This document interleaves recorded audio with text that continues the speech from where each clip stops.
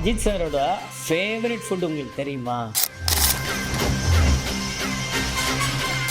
Hello மக்களே, இன்றைக்கி நான் சொல்ல போகிறது ஒரு பெரிய விஷயம். என் லைஃப்லேயே மறக்க முடியாத ஒரு விஷயம் எனக்கு நடந்தது லைஃப்பில்.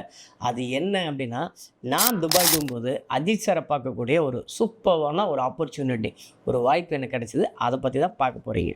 இது வரைக்கும் நான் நிறைய படத்தில் அவரை பார்த்துருக்கேன், ஸ்க்ரீனில் பார்த்து பயங்கரமாக மாஸ் பண்ணி என்ஜாய் பண்ணியிருக்கோம். ஆனால் தடவை நான் அவரை நேரில் பார்க்கும்போது அப்படியே கூஸ் பம்ப்ஸ் க்ரியேட் ஆச்சு.